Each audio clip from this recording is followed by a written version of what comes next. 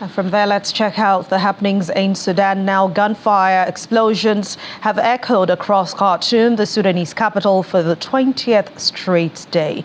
Witnesses reported loud blasts and exchanges of fire on the streets. Heavy bombardments also rang out in the adjoining cities of Udmoran and Bahri.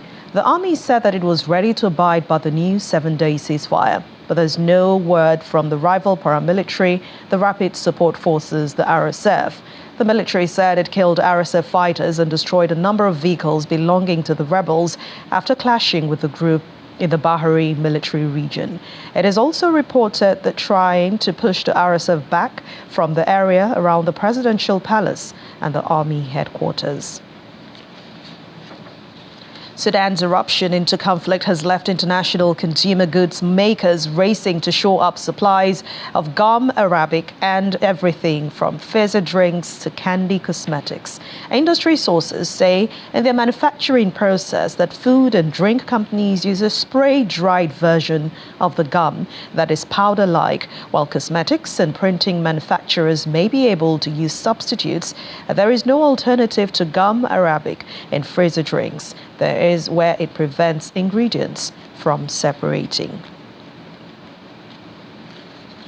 About 370 Nigerian nationals, majorly students, have been successfully evacuated back to Nigeria from Sudan through the Aswan airport in Egypt. This first batch of Nigerians were airlifted by the Air Force C-130 provided by the Nigerian Air Force and the Air Peace flight from Egypt. The two planes landed within minutes of each other at the Nnamdi Azikiwe International Airport in Abuja around 11:30 p.m. on Wednesday. Our correspondent, Dele Omoyeni, reports. The first aircraft to land is the Air Peace flight, carrying 274 passengers. About 15 minutes later, the Air Force C-130, also carrying about 90 passengers, lands. Government officials who are on ground to receive the returnees briefed the media about the journey so far. We have 2 flights today of 364 people. We are expecting maybe about 4 flights tomorrow. It's a continuous process. Getting to where they are, sending them supplies, food, water, bringing them out is a very, very hectic challenge. But we thank God with the help, with the assistance, full backing of the President of the Federal Republic of Nigeria, President Muhammadu Buhari. We are here today. It's a process, but we have started and we are getting there. We are glad and we give thanks to Almighty Allah that all of them are back safely. No life was lost. This is the most important thing. All the efforts that have been put in place has not gone in vain. There were a lot of delays, there were logistics issues, but alhamdulillah, with the interagency collaboration, we're able to have the 2 sets here, and everybody will be back.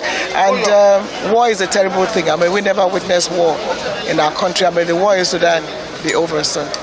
One of the parents of some of the students speaks on behalf of them. Alhamdulillah, we're traumatized hearing the news of this breaking out of the crisis, and everybody was everybody's annoyed, everybody's just tense. But alhamdulillah, today we are happy. In fact, I'm overwhelmed, I don't know what to say. Every parent is happy, and we're thanking the federal government of Nigeria, thanking the humanitarian and every other person that play a key role in bringing back our children. Some students also speak on their ordeal. We face so many problems. We see what we have never seen in our life in the war there.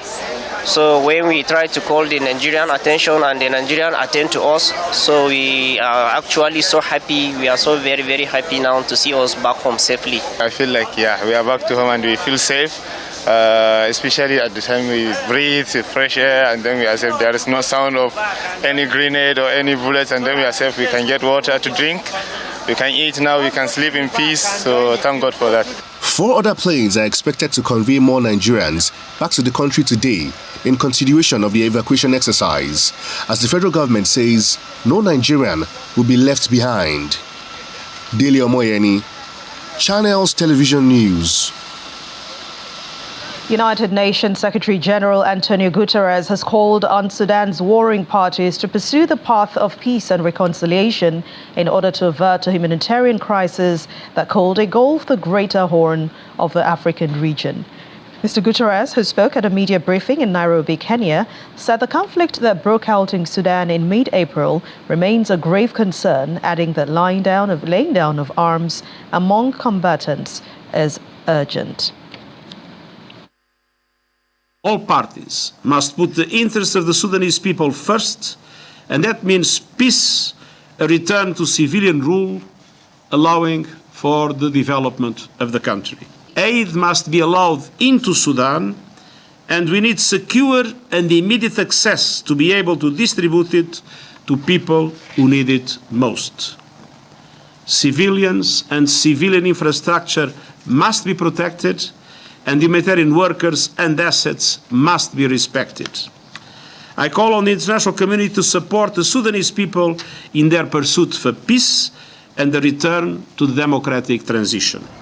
And away from the war in Sudan, almost 258 million people in 58 countries faced acute food shortages last year due to conflicts, climate change, effects of coronavirus pandemic, and of course the war in Ukraine. And that's according to the United Nations report, a sharp rise from 139 million the previous year.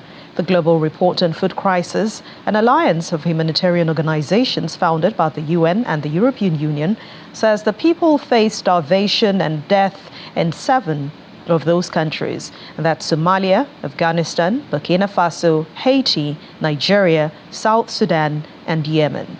According to the UN Secretary General Antonio Guterres, that report found that the number of people facing acute food insecurity and requiring urgent need aid by 258 million had increased for the 4th consecutive year, a stinging indictment of humanitarian failure to implement UN goals to end world hunger. Mr. Guterres said the rising poverty, deepening inequalities, rampant underdevelopment, the climate crisis and natural disasters also contributed to food insecurity. Rain Porcelain, Director of Emergencies and Resilience for the UN Food and Agriculture Organization, said an interplay of causes were driving hunger across those regions.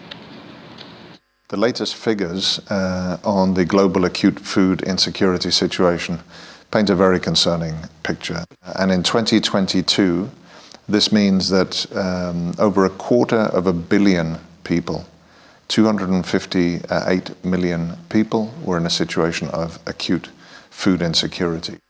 What we see is that even in situations characterized by conflict and violence, it's really this interplay of issues and overlapping of the impacts of violence on top of economic challenges, not least driven by sort of the ripple effects from the COVID-19 pandemic that the world has been feeling. And then, of course, climate challenges, the climate crisis and everything that that means in terms of extreme weather events, whether that's extreme temperatures, whether that's issues related to water scarcity, to drought, or whether that's issues even related to flooding, excessive water in certain places. Given that Ukraine and also the Russian Federation play such a significant role in terms of global food systems when it comes to the production of a series of key food commodities or the production of key agricultural inputs such as fertilizer, any limitations on ability to produce or export impacts prices globally, has impacted prices globally. Let's talk to David Awurawa, who's professor and head of Department of Historic and Strategic Studies at the University of Lagos. Thank you very much and welcome to The World Today. Thank you. Let's begin with what you make of the UN report on global food crisis. I mean, so many figures going around about insecurity of food in some regions. Can you tell us what your perspective is on this one?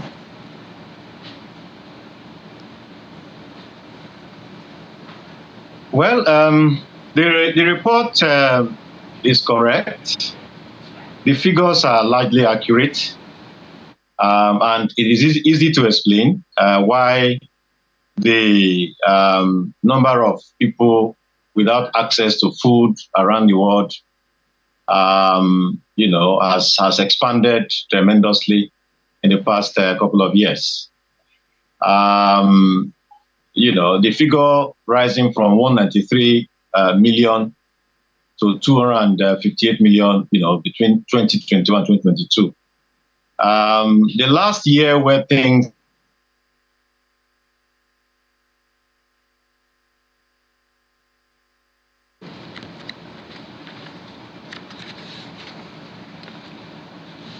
Sorry for the disruption.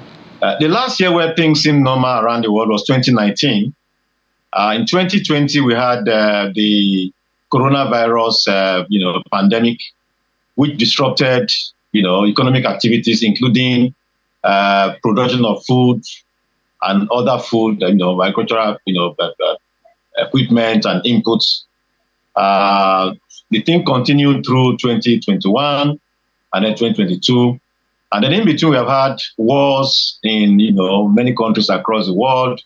And then, the weather condition continues to be atrocious, sometimes too much rain, sometimes drought in parts of the world. And if you look at the countries listed, there are countries that have experienced conflict, mainly Somalia, Yemen, South Sudan, Burkina Faso, and then Nigeria. So the report is largely correct. The food shortages around the world has expanded, and the causes are also very well known. And these are things that need to be tackled, for the food crisis to be resolved. What are the immediate implications of this? Well, the immediate implication is that many people will not be able to feed. Quality of life will reduce. Unfortunately, violence, leads to less amount of food produced, and less amount of food produced also causes violence. It's a vicious circle. And of course, we all know, as analysts have said, access to food is basic. Scholars describe it as ontological and non-negotiable. When we don't have food, it causes a lot of problems within, and of course, crisis, violence, and all. That is why an urgent solution needs to be found, such that by the time 2023, as we move on in this year, we'll have some better, condition. Of course, unfortunately, the war between Russia and Ukraine may make that difficult to achieve. Now, how do countries scale up efforts and address the root cause of this in order to curb food crisis? I mean, if it gets to a level where there's a serious crisis, it will be a big problem. So what do you advise for countries to do? A couple of things. An urgent solution must be found to the war between Russia and Ukraine. As we have seen, Ukraine is like food baskets. Russia too, production of fertilizer and all that. Some solution that is urgent will need to be found to that war. In addition to that, other countries around the world that have been plagued by violence, like Nigeria, Yemen, Burkina Faso, South Sudan, and now Sudan, urgent efforts need to be found to be able to resolve all of these crises. When there is violence, it disrupts the global economic system. It reduces the capacity to produce food. And of course, what we are seeing now, lack of access to food becomes the issue. So violence is a major issue that needs to be tackled. And of course, there needs to be more commitment to also tackling climate change. It's a major cause of the problem we have. Several parts of the world, we have droughts. In some parts of the world, we have too much rain and all. All of that too will need to be tackled. And of course, there needs to be more robust attempts to expand food production. Mechanized farming, inputs need to be expanded and all. Such that, cumulatively, the world will be able to feed itself. Some have said that increase in population is a factor. Yes, in some way it is. But that is not the major factor, because the population of the world has not increased exponentially compared with, what obtained before now. So these other factors, violence, climate change, full-scale wars like the one between Russia and Ukraine, all of these things are things that need to be tackled for the global food crisis to be resolved. The report found also that people faced starvation and death in Somalia, Afghanistan, Burkina Faso, Haiti, even Nigeria was mentioned. South Sudan and Yemen were also mentioned, but it did not mention Sudan, and we know the crisis going on there will force, thousands of people in need of urgent humanitarian need. Why was Sudan not mentioned in this report? The reason is simple. The report was for 2022. We are in 2023. The crisis in Sudan broke out just a few weeks ago. If we are to do a report today, Sudan will feature prominently in it, which is why I said earlier that the conflict in Sudan needs to be resolved, needs to be tackled, very quickly, and solution needs to be found very quickly. Otherwise, the condition in Sudan will even be worse than some of the countries listed in that report if a new report were to be done now. So violence is a major issue that needs to be tackled for the global food crisis to be resolved. All right. Thank you very much. It's David Awora, Professor, Head and Department of History and Strategic Studies from the University of Lagos. Thank you for your time on The World today. It's my pleasure. And in just a moment, when we return, coronation excitement. Royal superfans struggle to contain their excitement ahead of King Charles's III coronation. We'll bring you the details. Please join us again. Welcome back. Atlanta Mayor Andre Dickens confirmed that police have arrested the man suspected of killing one woman and wounding 4 others in a shooting spree at a medical building in Midtown Atlanta, then carjacking a vehicle to flee the scene. The accused gunman, identified as 24-year-old Dion Patterson, a former U.S. Coast Guardsman whom Atlanta police had described earlier as armed and dangerous, was taken into custody north of the city in a suburban Cobb County. Right now, we've had a successful end to a traumatic day. And today is a day that we can go home and rest easy, that the individual that caused harm in our community is under arrest thanks to this great partnership with Cobb County, Fulton County, City of Atlanta, Georgia State Patrol, and all of these great partners. So I hope that the city, the region rests easy, that he's in custody, but I also hope that we stay vigilant to continue to look at a future where individuals that shouldn't have a gun in possession won't have one, and also that individuals will be brought to justice, and also that we deal with these things that are mental health or easy access to guns. And so tonight, I hope that we rest easier knowing that he is in custody, and this all happened all in one day, from being around noon, and then before the sun was set, he was in handcuffs with Cobb County, and he'll be brought to Fulton County to stand trial. And he's alive to be able to stand trial, and that shows the professionalism and the great training of all law enforcement in this region. Tens of thousands of protesters marched against rising prices and falling real income due to high inflation in many parts of Germany, calling on the government to take action. Affected by the Ukraine crisis, the continued soaring living prices in Germany have put many citizens under great pressure. Just last year, Germany recorded its highest annual inflation in more than 70 years, as it topped at 7.9%, and that's according to the Federal Statistical Office. And this led to a record year-on-year decline in real wages to 4.1%. The price of living, I moved here about a year ago. I guess like 20% or something, maybe. Maybe a bit less, maybe a bit more. It depends on what. And yeah, when I moved here, I went to the supermarket, and for like 50 euros, I got full, I packed my house for like 2 weeks, and now it's like 80. So, it's really changing. General costs of living in Germany are increasing because of the inflation, because of the war in Ukraine. And a lot of people are struggling right now. And we think that the politicians in Germany don't do enough for the working class. And so we are here to protest against that. Let's head to Britain now, where police has arrested a man outside Buckingham Palace for throwing what they believe were shotgun cartridges. And officers also carried out a controlled explosion in the area days before King Charles's coronation ceremony. London's Metropolitan Police said in an updated statement that the man has been arrested on suspicion of possession of an offensive weapon after he was searched and a knife was found on him. The statement adds that police were not currently treating the matter as related to terrorism. Police and security services are preparing for King Charles's coronation on Saturday, which is expected to see large crowds line the streets of London, and heads of state from around the world attend the formal ceremony.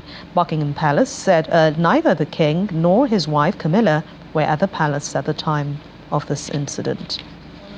And finally on the program, Margaret Tyler's fascination with the British royal family began as a child when she would cut out photos of now King Charles III and his sister, Princess Anne.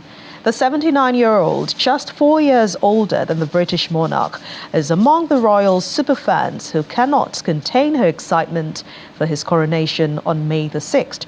Tyler's obsession with Princess Anne and King Charles has filled her home with northwest London, with rooms named after members of the royal family and little spaces to move among piles of royal memorabilia, also including flags, photos, and china.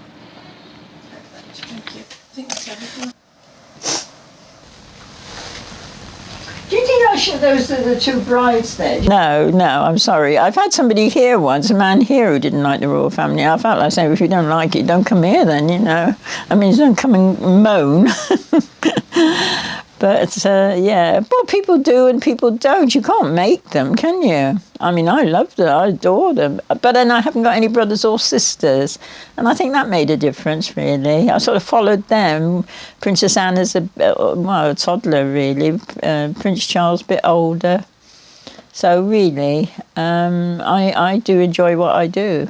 I used to cut out photographs of him and Princess Anne in newspapers when Charles was obviously the older one, and he was about, should we say, 4 or 5, and Princess Anne was about 2. So I've been doing it a long time.